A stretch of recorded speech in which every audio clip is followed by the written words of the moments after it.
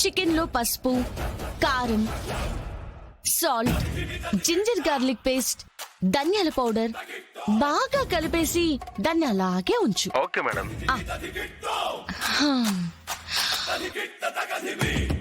ఇంతమందున్న హాస్టల్లో అందరిలా మనకెందుకులే అనుకోకుండా తప్పుని ఎదిరించడానికి ముందుకొచ్చారు. Very good, keep it up. ఇంకా వీళ్ళ సంగతి నేను చూసుకుంటాను. వీళ్ళిక మళ్ళీ ఇటువైపు రారు. మీరిక వెళ్ళండి. థ్యాంక్ యూ అక్క.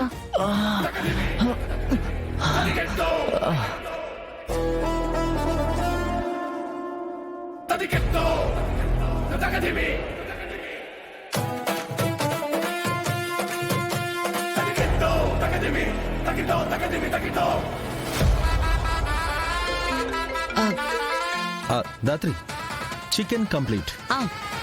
నెక్స్ట్ గరం మసాలా వేసి మూత పెట్టి అప్పుడప్పుడు కలుపుతూ ఉండు. నేను వచ్చేస్తాను. ఓకే.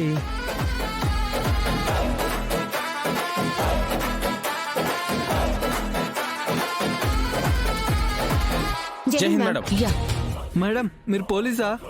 ఇన్ని దెబ్బలు తిన్నా కూడా ఇంకా మీకు డౌటారా? సో ఇప్పుడు చెప్పండి అబ్బాయిలు, అరెస్ట్ చేశాక మీ పేరెంట్స్ ని పిలిపించి మాట్లాడాలా, లేదా మీ పేరెంట్స్ తో మాట్లాడాక మిమ్మల్ని అరెస్ట్ చేయాలా? ప్లీజ్ మేడం, మా పేరెంట్స్ కి విషయం చెప్పకండి మేడం. మా నాన్న గవర్నమెంట్ ఎంప్లాయ్ మేడం. ఈ విషయం బయటికి తెలిస్తే మా పరువు పోతుంది మేడం. Please madam. ఇంకెప్పుడు ఇలాంటి పనులు చేయి మేడం. మమ్మల్ని వదిలేయండి మేడం. సిటీలో మత్తు పదార్థాలు సప్లై అవ్వకుండా మేమైతే చాలా జాగ్రత్తలు తీసుకుంటున్నాం. అయినా స్టూడెంట్స్ వరకు చేరింది. మీ డీలర్ ఎవరో చెప్పండి, మిమ్మల్ని వదిలేస్తాను. మేడం మాకెవరు తెలియదు మేడం. నిజంగా మాకెవరు తెలియదు మేడం. ప్లీజ్ మేడం, మమ్మల్ని వదిలేయండి మేడం. వీళ్ళతో మాట్లాడి వేస్ట్ మేడం. స్టేషన్ కి తీసుకెళ్లి పేరెంట్స్ ని పిలిపిస్తే వాళ్ళే అడుగుతారు. పదండి. మేడం మాకు తెలియదు మేడం. నిజంగా తెలియదు మేడం. ప్లీజ్ మేడం, మమ్మల్ని వదిలేండి మేడం. సరే, మరి మీరు ఎలా కొంటున్నారు? మేడం మా దగ్గర ఒక నెంబర్ ఉంది మేడం. ఆ నెంబర్ కి ఎన్ని గ్రామ్స్ బండి నెంబర్ మెసేజ్ చేస్తే వాళ్ళకు లొకేషన్ చెప్పి టైం చెప్తారు మేడం. ఆ టైం కి ఆ ప్లేస్ లో బండి, అందులో మనీ పెట్టి మేము అక్కడి నుంచి వెళ్ళిపోయి హాఫ్ అన్ అవర్ తర్వాత వస్తాం మేడం. అప్పటికే వాళ్ళు మా బండ్లో సరుకు పెట్టుంటారు మేడం.